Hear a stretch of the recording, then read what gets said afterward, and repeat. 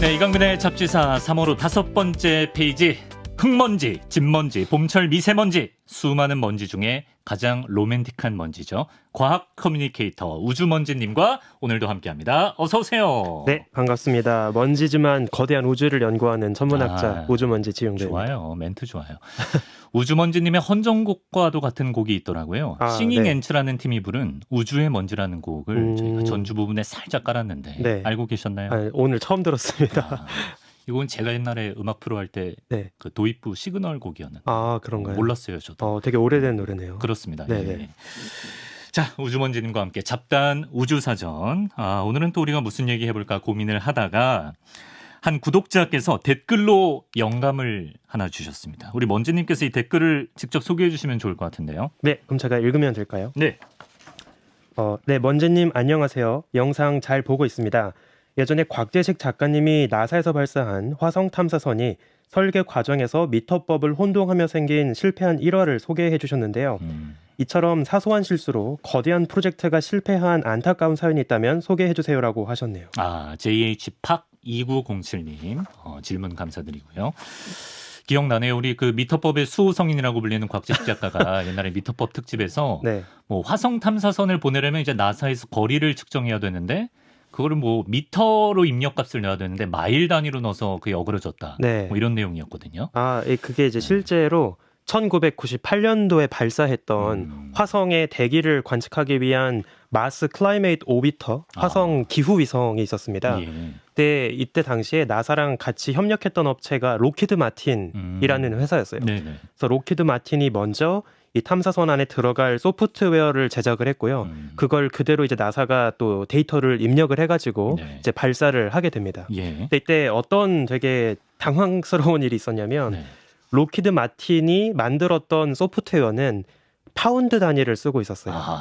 그래서 이 탐사선이 얼마나 강한 그 힘을 얻어서 지금 속도를 얻고 있느냐를 판단할 때 네네. 파운드 단위로 이제 계산을 했습니다. 예. 근데 그거를 미처 생각지 못하고 네. 나사 과학자들이 그냥 숫자만 그대로 입력을 한 거예요. 예. 근데 나사에서는 킬로그램 단위를 쓰고 있었거든요.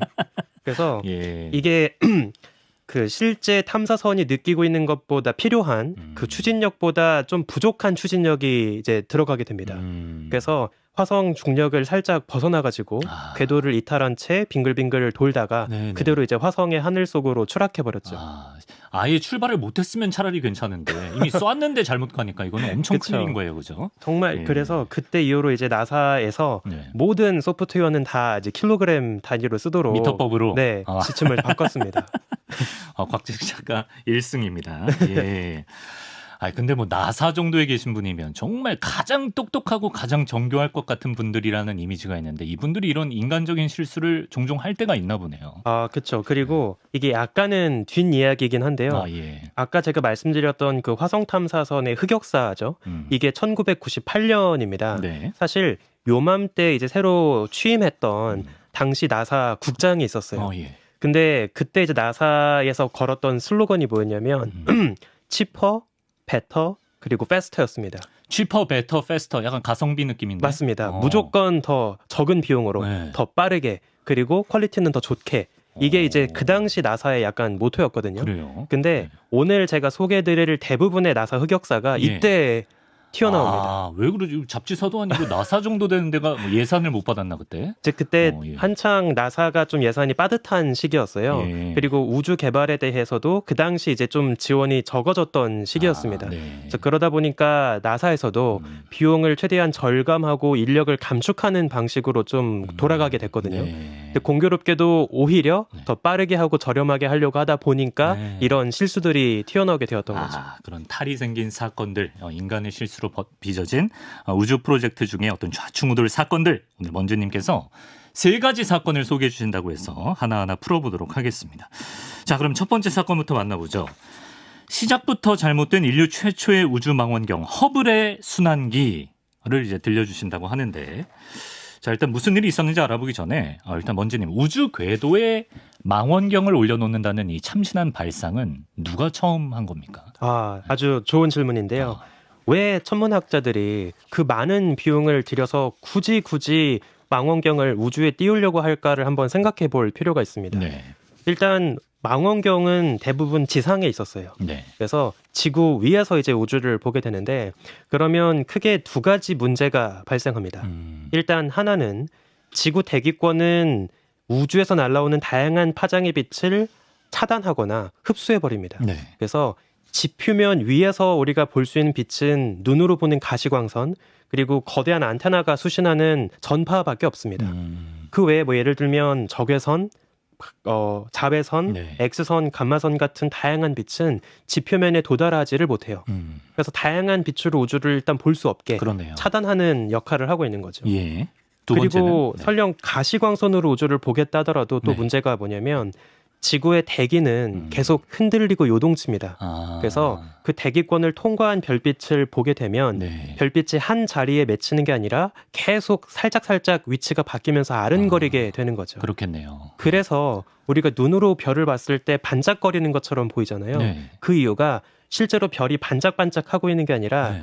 그 대기권을 통과하면서 별빛이 흔들리는 걸 보고 있기 때문이에요. 일종의 약간 사진 블러 같은 거 맞습니다. 그래서 예. 약간 문학적으로 표현하자면 윤동주 시인의 표현처럼 예. 별빛이 바람에 스치우는 거죠. 어우, 다만 좋다. 천문학자는 이제 그 스치우는 걸 싫어합니다. 그래서 보다 더 선명하게 우주를 보기 위해서 네. 아예 대기권 바깥으로 망원경을 뜯어서 올라가자.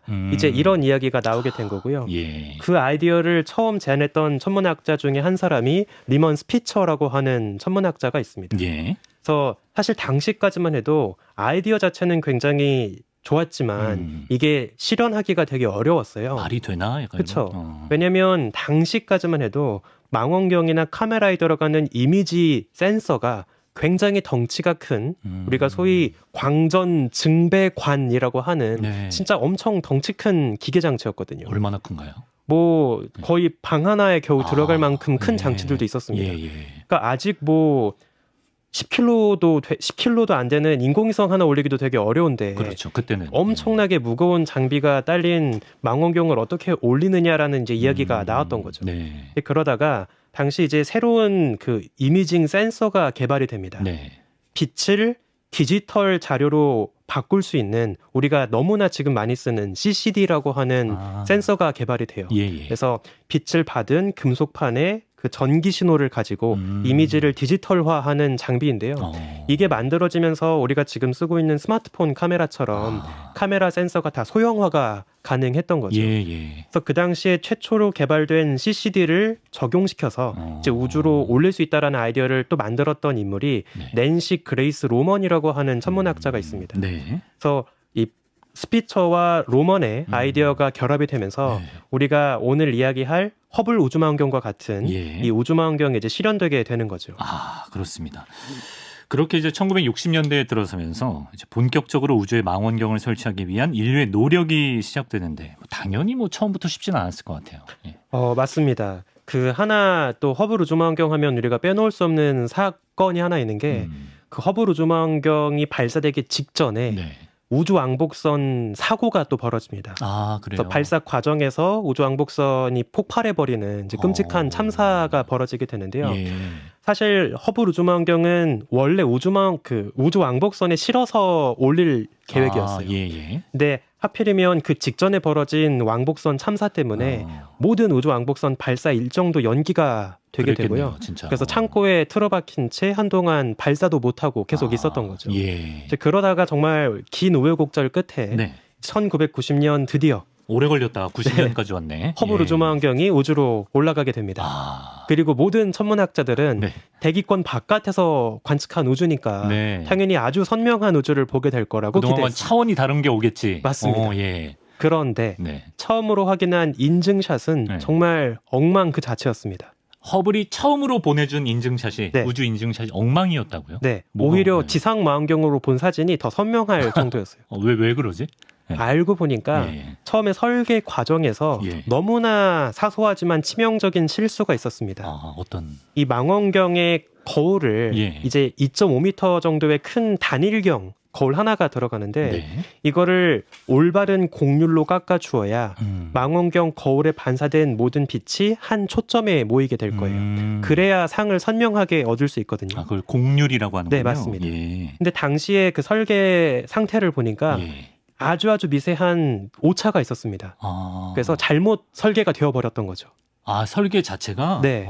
그래서 빛이 한 초점에 모이지 못하고 예. 약간 어긋난 지점에 여러 곳에 블러하게 이제 맺히게 되는 겁니다. 일종의 하자품을 보낸 거네. 맞습니다. 예. 아. 기껏 만들어서 우주로 보냈더니 예. 애초에 포장 전부터 잘못 제작이 되어 있었던 거죠. 아, 근데 그 오차가 2.2 마이크로미터? 맞습니다. 이건 진짜 사소한 오차네요. 그렇죠. 정말 그러니까 예. 열심히 검수를 하고 해서 만들어서 올리긴 했지만 예. 사실 그 휴먼 에러죠. 그래서 인간이 미연에 방지할 수 있었지만 예. 미처 방지하지 못한 그런 실수였습니다. 우리에겐 너무 사소한 오차지만 이게 그 초점 맞추는데 지대한 영향을 미쳐서 엉망인 사진을 허블이 보내줬다.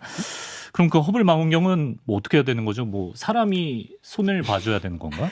그래서 네. 처음에 이게 허블 망원경의 이제 큰 사태가 확인되고 나서 예. 여러 천문학자들이 이제 논의를 합니다. 예. 엄청 그 많은 비용을 들여서 올렸는데 이거 그냥 그대로 버릴 우주 수도 쓰레기로 없고. 버릴 수도 없고 그나마 다행인 건 아까 제가 허블 우주 망원경을 우주 왕복선에 실어서 보냈다고 했잖아요. 네. 그러니까 그나마 우주인이 직접 왕복할 수 있는 궤도에 올라가 있었습니다. 아, 예. 그래서 사람이 직접 다시 허블 우주 망원경과 도킹을 해가지고 아. 거기에 하자가 있는 부품을 걷어내고 네. 이제 새롭게 부품을 갈아 끼우는 그런 수리 작업을 하기로 아, 결정을 진짜 사람이 그걸 고쳤구나. 하는 거죠. 그래서 약간 어떤 식으로 생각하시면 되냐면 네. 초점이 어긋나 있는 거울 자체를 치울 수는 없었기 때문에 네. 그 어긋난 초점을 다시 보완해주는 예. 일종의 보조 렌즈 장치를 또 갈아 끼우게 됩니다. 아. 그러니까 약간 인류 역사상 네. 가장 높은 곳에서 벌어진 렌즈 삽입술이라고 보면 되겠죠. 아, 렌즈 삽입 보조 렌즈를 하나 더 갖다 붙여서. 네. 예. 그럼 지금도 지금 허블이 왔다 갔다 하는데 그때 고친 그 허블인가요? 네, 이게 아, 그래서 되게 재밌는 게 원래 허블이 발사될 때까지만 해도 예상 수명은 한 10년, 15년 정도였습니다. 1990년에 올라갔으니까 예. 이미 2000년대가 되면서 폐기가 될 거라고 생각을 했어요. 네네. 근데 워낙에 성능이 좋았고 네. 또 굉장히 그 값비싼 장비였기 때문에 막상 버리자니 버릴 수가 없었던 거예요. 애초에 그 수명이란 개념은 뭐예요? 기술이 뒤처지는 건가? 이제 그 안에 들어간 여러 부품들이 있잖아요. 아, 예, 예. 걔네가 마모가 되는 정도를 아, 우리가 감안을 했을 때 예. 어느 정도까지 버틸 수 있겠다라고 생각을 하는 거죠. 네, 지금 거의 2배 이상을 버텨서 네. 30년 정도를 그렇죠. 벌써 살아있네요. 30살 넘게 이제 혹사 당하고 있고요. 약간 저는 그래서 허블을 볼 때마다 예. 그 은퇴를 하고 싶었으나 할 수 없었던 세종대왕의 그 황희 같은 그런 느낌, 황희정승 같은 네. 느낌. 그런 느낌이 들 맞아. 때가 왕이 있습니다. 계속 만류해서 은퇴 못하게 했던 네. 황희정승. 우주의 퇴계왕이 황희정승이다. 네. 예. 어쨌든 이런 착오가 있었기 때문에 그 허블의 수석 과학자 마리오 리피오 씨가 이렇게 말했답니다. 허블은 가장 큰 과학적 실수에서 가장 큰 과학적 성취를 가능하게 한 하나의 전환이다. 이제 좀 이해가 되네요. 자, 이렇게 허블이 지금도 우주에서 열일을 하면서 은퇴도 못하고 여러 가지 성과를 우리에게 갖다 주고 있지 않습니까? 네, 그중에 뭐 맞습니다. 대표적인 거 뭐 소개해 주실 만한 게 있는지. 제가 허블 우주망원경 하면 꼭 빼놓을 수 없는 발견이 하나 있는데요. 이제 허블 우주망원경으로 천문학자들이 이런 생각을 하게 됩니다. 맨눈으로 봤을 땐 아무것도 안 보이는 새까만 그냥 텅 빈 하늘이 있어요. 혹시 저기에 너무 멀어서 어둡게 보이는 흐릿한 천체들이 숨어 있지 않을까? 이런 생각을 한 거죠. 네. 근데 그때까지만 해도 대다수의 천문학자들은 허튼 생각이라고 생각을 했습니다. 예. 그리고 그 값비싼 허블 망원경의 시간을 낭비하는 안 좋은 계획이라고 생각을 했어요. 예. 그래서 설득을 할 수가 없어가지고 네. 천문학자들이 그나마 쉬는 크리스마스 연휴에 그 관측을 하기로 합니다. 예. 그래서 천문학자들은 이제 놀고 있고 네. 이제 허블 망원경 혼자서 우주를 돌면서 그 텅 빈 하늘을 쭉 바라본 거예요. 그런데 네. 이게 얼마나 좁은 면적의 하늘이었냐면 그 쭉 뻗은 팔 끝에 바늘구멍 하나로 겨우 가릴 수 있는 정말 비좁은 하늘을 바라본 거거든요. 예. 근데 놀랍게도 아무것도 없을 줄 알았던 그 까만 하늘 속에서 수천 개의 은하가 모습을 드러냅니다. 진짜 우리 눈에 그 바늘 네. 구멍만한 거기서요. 이게 이제 우리가 지금은 거의 모든 망원경들이 하고 있는 딥필드라는 방식의 관측이 시작된 순간이었거든요. 네. 그래서 말 그대로 멀리서 날아오는 빛을 아주 오랫동안 받아서 네. 깊은 우주를 관측한다라고 해서 딥필드라고 부릅니다. 예. 그래서 이 관측을 통해서 우리가 미처 보지 못했던 어둠 속에 너무나 넓은 우주가 또 숨어 있었다라는 걸 이제 알게 되는 거고요. 네. 지금은 뭐 제임스 웹도 그렇고 이번에 올라간 유클리드도 그렇고 거의 모든 망원경들이 통과 이래처럼 딥필드 관측을 반드시 하고 있습니다. 인간의 시야 자체를 어마어마하게 넓혀준 친구가 이 허블 망원경이네요. 그렇죠. 그 허블 망원경이 아까 그 곡률 때문에 문제가 있을 때 수리 전후의 사진 비교한 자료가 있습니까? 그거 한번 보고 갈까요? 네. 왼쪽이 말씀하신 대로 이제 블러, 네, 약간 맞습니다. 흐릿하게 보이는 네. 그 곡률이 잘못됐을 때, 오른쪽에 이제 수리 이후에 네. 보조 렌즈를 붙인 맞습니다. 선명한 우주네요. 네. 차이가 이것도 물론 크다. 1차 수리를 했을 때의 결과이고요. 네. 이후로 총 지금까지 9번 정도 수리가 이어졌습니다. 지금은 저 1차 수리 때보다도 훨씬 선명하게 야. 이제 멋지게 우주를 보여주고 있죠. 처음에 저 왼쪽 사진 받았을 때 엄청 허탈했겠네, 진짜 천문학자들. 그렇죠. 처음에 이제 흘러 들려오는 네. 여러 이야기들이 있어요. 그래서 그때 자기가 안경을 안 낀 줄 알았다. 뭐 이런 농담을 하시는 천문학자분도 있습니다. 눈 비비고 막. 네, 맞습니다. 그렇습니다. 자, 우주에서 벌어진 사소한 실수담 두 번째 이야기로 넘어가 보죠. 이번에는 정말 사소한 실수로 수억 원짜리 탐사선을 정말 우주 쓰레기로 만들어버릴 뻔한 그런 사건이라고 하는데, 야, 이게 심지어 지난 여름에 있었던 비교적 최신 소식이네요. 네, 맞습니다. 조금 우리가 이제 천문학하면 또 빼놓을 수 없는 유명 인사가 있죠. 바로 태양계 바깥으로 날아가고 있는 보이저 탐사선입니다. 예. 사실 보이저 탐사 로봇은 이미 뭐 40년 전에 우주로 떠나가서 엄청 오랫동안 우주 외곽을 떠돌고 있는 탐사선인데요. 네. 일단 이렇게나 먼 옛날에 날아간 탐사선이 네. 그것도 태양계 경계를 막 벗어나고 있는 그 먼 거리에서 네. 아직까지도 신호를 서로 주고받고 있다는 것도 참 신기한 것 같아요. 네. 근데 천문학자들이 그 잘못된 코드를 보내는 바람에 이 보이저 탐사선의 안테나가 살짝 다른 방향으로 틀어져 버립니다. 그래서 원래는 태양과 지구 쪽으로 안테나를 겨냥한 채 예. 신호를 잘 주고받고 있었는데 네네. 한 2도 정도 미세하게 각도가 틀어진 거예요. 왜 틀어졌어요? 그 잘못된 명령어를 받은 거죠. 지구에서 잘못된 시그널을 줘서 네. 안테나가 틀어졌어요. 네, 그럼 어떡해요? 방향이 네. 잘못 틀어진 거예요. 예. 그래서 원래는 지구를 바라보고 있었기 때문에 예. 정상적으로 신호를 잘 주고받을 수 있었는데 네. 안테나가 시야를 벗어났으니까 네. 아무리 우리가 지구에서 다시 돌아와 해도 신호 자체를 받을 수가 없는 상황이 되어버린 거예요. 진짜 우주 미안해. 그렇죠. 와. 그래서 예. 원래 정상적으로 잘 여행을 했다면 예. 2030년 정도까지는 그래도 신호 정도는 주고받을 수 있었을 거라고 기대를 했는데 네. 갑자기 돌연 불의의 사고로 네. 이제 신호를 주고받을 수 없는 상태가 잠시 되었던 거죠. 잠시 되었다. 다시 네. 찾았나요, 그러면? 다시 예. 다행히도 예. 안에 이제 여러 소프트웨어들이 있어가지고 네. 그런 문제가 벌어졌을 때 정상적으로 되돌릴 수 있도록 하는 여러 그 보조 장치들이 있습니다. 그래서 여러 번 메시지를 계속 강하게 이제 보내가지고 예. 다시 태양과 지구 쪽으로 방향을 틀게 되었는데요. 그런데 네. 결국에 보이저로는 지금은 정상적인 상태가 아니에요. 그래요? 최근에 이제 어떤 상태가 또 이어지고 있냐면 네. 워낙에 옛날에 만든 탐사선이다 보니까 그 여러 센서가 관측한 데이터들을 1010-111의 이진법 데이터로 느리게 보내고 있었거든요. 네네. 근데 이건 정확한 원인을 우리가 알 수 없는데 예.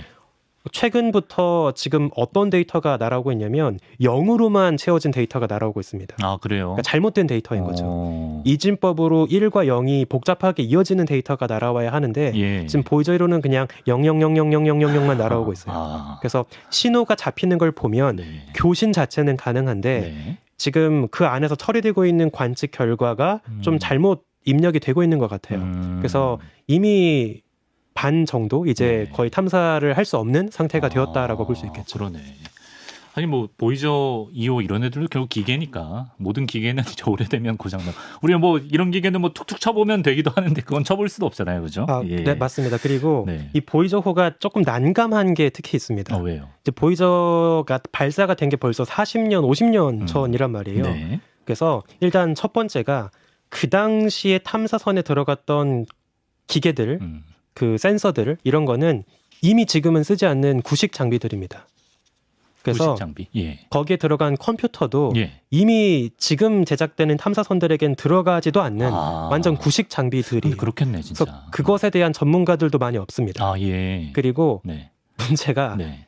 당시 보이저를 설계하고 만들었던 과학자분들도 네. 대다수가 지금은 세상에 안 계세요. 아. 그래서 그거를 자문하고 직접 살펴볼 만한 인력도 많지 않습니다. 네. 애초에 보이저 탐사선이 이렇게나 오랫동안 교신을 주고받을 거라고 생각도 안 했기 때문에 그 컴퓨터며 센서며 이런 그 장비들을 호환이 잘 가능한 방식으로 만들질 않았거든요. 예. 그러니까 이렇게까지 오래 버틸 줄도 몰랐던 거죠. 아. 근데 갑자기 너무 오래 살아 있다 보니까 네. 지금은 우리가 그걸 손봐줄 장비가 없는데 제대로 살펴보기도 어려운 상태가 되어버린 겁니다. 맞아. 이 올드카 수집하는 분들이 정작 올드카를 인수해도 그거 고쳐줄 분들이 이제는 많이 안 계시잖아요. 맞습니다. 약간 그런 느낌인 것 같아요. 예. 요런 케이스도 있습니다. 발사를 앞둔 인공위성을 옮기던 중에 아주 어처구니 없이 인공위성이 쓰러져 버린 사건도 있습니까? 네. 사실 저 개인적으로는 네. 가장 터무니없는 사건 베스트 2개를 뽑으라고 하면 네. 그 둘 중에 하나가 이제 이게 되지 않을까 싶은데요. 네. 이것도 실화입니다. 이거는 사진을 먼저 보면 좋아요. 좋을 것 같은데 사진 있나요? 자, NOAA19 네. 이렇게 돼 있네. 이제 이것도 그 기후를 관측하기 위한 인공위성이었습니다. 근데 이제 이거를 제작하던 와중에 예. 의사소통에 문제가 있었어요. 그래서 이제 교대를 하는 거죠. 네. 첫 번째 타임에 이제 연구진들이 저 인공위성을 수직으로 세워놓고 볼트로 조여놓았습니다. 예. 그리고 이제 다음 타임에 연구진들이 와서 네. 저거를 옆으로 눕혀서 네. 다시 장비를 살펴보고 몇 가지 장비를 추가하고 네. 이런 것들을 하기로 되어 있었거든요. 네. 근데 첫 번째 타임에 연구진들이 깜빡하고 볼트 몇 개를 다 충분히 조여놓지를 못한 거예요. 근데 네. 그거를 체계적으로 확인을 했어야 되는데 네. 그 타임에 또 온 사람들이 당연히 잘 조여놨겠거니라고 생각을 하고 네. 장비를 서서히 눕힌 겁니다. 눕혀야죠. 예. 네. 근데 눕히는 순간 각도가 올라가는 순간 서 있던 인공위성이 바닥에 그냥 꼬꾸라진 거죠. 꼬꾸라졌어요. 예. 그래서 아까 그 사진이 넘어진 거구나. 그냥 진짜 실수로. 네, 맞습니다. 저 망가지는 거 아니에요? 저 엄청 비쌀 텐데. 그쵸. 네. 일부 그 부품이 많이 망가져서 네. 다시 비용을 들여서 다시 만들어야 했던 실제 일화입니다. 무슨 찰리 채플린 영화도 아니고 진짜 저게 현실에서 최근 일이잖아요, 저것도. 예, 그래서 그 실제로 저도 처음에 저 이야기를 접했을 때 네. 약간 과학자들을 해학적으로 묘사하는 네. SNL 같은 코미디 프로그램 장면인 줄 알았거든요. 진짜. 네, 근데 이제 저게 실화였습니다. 나사 퇴사각이라고. 예. 나사 풀린 나사 직원이라고. 아, 그러네요. 근데 우리가 저 사고가 벌어진 이후에 네. 나사가 보여준 면모를 잠깐 좀 들여다볼 필요가 있을 것 같아요. 어떤 부분을? 우리가 간단하게 생각하면 지금 그 말씀해 주신 것처럼 네. 아마 담당자를 해임하거나 네. 또 막 다 자르고 그렇죠. 이런 일이 벌어지지 않았을까 싶지만 네. 실제로 그런 일은 벌어지지 않았습니다. 그러면 오히려 나사에서 어떤 식으로 저거를 해결하냐면 예. 시스템적으로 저 사고를 막을 수 없었을까를 고민을 하는 거예요. 그래서 우리가 살펴보니까 네. 교대할 때 확인 절차를 의무적으로 만들어 놓지 않았었고 또 이 시간대에 필요한 인력을 우리가 너무 적게 설정을 해놨었고 그래서 이게 타고 올라가서 나사 총 책임자부터 이어지는 방식으로 책임을 묻게 됩니다. 그러니까 딱 아래에 있는 그 실질적인 연구자들뿐만 아니라 네네. 실질적으로 시스템상에서 네. 이걸 어떻게 방지할 수 없었을까를 고민을 했던 거죠. 그래서 저도 그 당시에 이제 그 나사에서 만든 예. 시스템 북이 있거든요. 네네. 그래서 그걸 보면서 되게 부러운 마음이 들기도 했던 것 같아요. 되게 건설적인 생각인 거예요. 예. 저도 가끔 뭐 뉴스 시간 못 맞추고 이런 사고 나면은 그냥 제가 보고서 쓰고 끝나거든요. 예. 시스템적으로 그거 내가 시간을 맞출 수밖에 없게 만드는 시스템이 있지 않을까 네. 그런 생각도 해보게 됩니다. 맞습니다. 예. 자, 우주에서 벌어진 황당한 실수담. 진짜 황당한 실수가 많네요. 개인적으로는 이 사건이 가장 기대가 됩니다. 굉장히 좀 허무하게 느껴지는데 전자레인지를 외계인으로 착각한 일이 있었습니까? 무슨 얘기죠, 이거? 예. 정말 재미있는 에피소드, 아주 유명한 사건 중에 하나인데요. 예. 이거는 호주에 위치한 네. 아주 커다란 전파 망원경 파크스 천문대로 이야기가 시작됩니다. 네. 당시 천문학자들이 이제 망원경을 활용해서 우주 전역에서 날아오는 여러 전파 시그널들을 포착하고 있었어요. 근데 보통은 별이나 은하 같은 일반적인 천체가 방출하는 전파 에너지이기 때문에 네. 굉장히 긴 시간에 걸쳐서 천천히 신호가 올라갔다가 내려가는 방식으로 이제 관측이 됩니다. 근데 중간중간 여전히 이런 것들은 관측이 되고 있는데 네. 마치 누군가 인공적으로 쏘는 비컨처럼 예. 되게 짧은 시간에 네. 특정한 주파수 대역에서만 픽 찍혔다가 사라지는 시그널들이 있습니다. 예. 실제로 우리가 이런 것들을 뭐라고 하냐면 네. 라디오 버스트라고 불러요. 라디오 버스트. 네. 전파 영역에서 네. 뭔가 섬광처럼 잡혔다가 사라진다라고 하는 거죠. 예. 우리가 지금은 이거를 뭐 블랙홀이나 초신성 폭발 같이 어떤 급격한 에너지를 발산하는 천문 현상이지 않을까라고도 생각을 하고 있는데 예. 그 당시 이제 1999년경에 이 천문대에서 일하고 있던 천문학자들이 되게 재밌는 생각을 합니다. 뭐라고? 잘 보니까 이게 특정 주파수 대역에서 마치 방송 신호처럼 네. 아주 세게 네. 그리고 특정 주파수 대역에서만 신호가 잡히고 있는 거예요. 그래서 이거 혹시 인공 신호를 어느 외계인이 보내고 있는 거 아니야? 라는 생각도 해볼 수가 있었던 거죠. 우리 옛날에 그 이명현 박사님 나왔을 때 그 와우 시그널인가? 맞습니다. 약간 그런 느낌처럼 네. 외계인이 보낸 범상치 않은 신호다. 정확히 그겁니다. 예. 그래서 당시 이제 이게 한둘이 아니었거든요. 예. 그래서 계속 이곳저곳에서 막 알 수 없는 인공 전파 같은 신호가 잡히니까 네. 이걸 한때 뭐라고 불렀냐면 네. 그 신화 속에 등장하는 괴물의 이름을 붙여가지고 네. 페리톤 신호라고 불렀습니다. 그래서 약간 이름부터 되게 네. 거창하게 그러네. 아주 이제 네이밍을 했던 거죠. 네. 그리고 한 10년 동안 정체를 몰랐어요. 10년이나요? 네. 야, 막연한 기대감만 그쵸. 품고. 이게 뭘까? 진짜 블랙홀일까? 아니면 폭발한 별일까? 예. 혹시 진짜 외계 문명의 신호일까? 막 이런 상상을 했던 거죠. 네. 근데 이제 10년 정도 지나고 나서 정말 터무니없는 방식으로 이야기가 끝나게 됩니다. 어떻게? 천문학자들이 이 그 주파수를 보니까 네. 한 2에서 3GHz 사이에 특정 주파수에서만 자꾸 신호가 잡히고 있는데 이게 그다지 낯설지가 않은 주파수였어요. 우리가 이 2.5GHz 정도의 주파수를 또 어디에서 만날 수가 있냐면 네. 여러분들 주방에 있는 전자레인지입니다. 이게 딱 그 전자레인지가 방출하는 전파인데요. 예. 사건은 사실 이랬습니다. 네. 이제 천문학자들이 배고프잖아요. 배고프죠. 그래서 안 그래도 배고픈 직업인데 예. 그래서 우리가 가끔씩 이제 음식을 데워 먹을 때가 있습니다.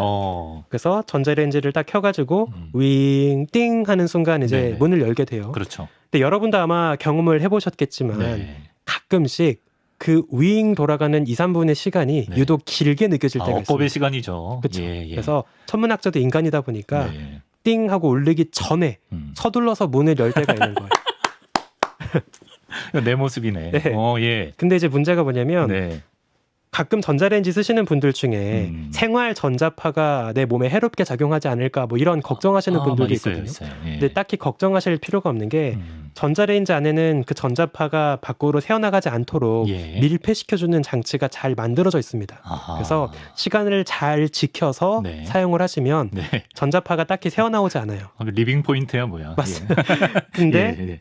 서둘러서 문을 열게 되면 네. 미처 전원이 꺼지지 못한 채로 문이 열리다 보니까 그 안에서 나오고 있는 마이크로파, 전자파가 일부 새어나올 수 있습니다. 그럴 가능성이 있다. 그렇죠. 근데 천문학자들이 다들 서둘러서 배고프니까. 문을 여는 바람에 예. 이제 그런 일이 비일비재했던 거죠. 아. 그래서 하필이면 딱 그 점심 시간에 네. 야식 먹는 시간에 네네. 이제 계속 그 2.5GHz의 전파가 막 잡히고 있는 거예요.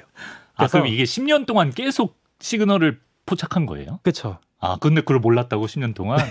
계속 야. 막 블랙홀이 아닐지 초신성이 아닐지 막 엄한 하늘을 겨냥해가지고 계속 관측을 했던 거예요. 야. 그래서 나중에 이제 이거를 전자레인지라고 의심했던 일부 천문학자들이 실제 예. 실험을 합니다. 네. 전자레인지 돌려놓고 네. 문 열어서 네. 실제로 전파가 잡히는지 아닌지를 확인을 한 거예요. 그랬더니 잡힙니다. 그래서 우리가 한때 그 외계 문명의 전파가 아닐까라고까지 생각했던 기대했던 이 페리톤 시그널은 배고픈 천문학자들의 그 흔적이었던 것으로 확인이 되었고요. 그래서 이후로 네. 약간 반우스갯소리인데요. 이제 거대한 전파망 환경에 설치가 되어 있는 그 천문대에서는 전자레인지를 못 쓰게 하고 있습니다. 이거 반우스갯소리. 네, 맞습니다. 그런 데도 있다. 예. 이제 뭐 지금은 더 근데 실제로 즉석밥 같은 거 먹어야 되는데. 이제 데워 먹어야죠. 대신 뭐 뽀글뽀글 끓는 물에. 끓여가지고. 예. 네. 그 실제로 네. 그 거대한 전파망 환경이 설치되어 있는 천문대에서는 스마트폰이나 뭐 전자 장비 같은 것도 사용을 제한하고 있어요. 그래요. 네. 예. 그래서 실제로 제가 옛날에 봤던 한 재밌는 다큐멘터리가 있었는데 우리가 옛날에는 댐 같은 거 건설할 때 네.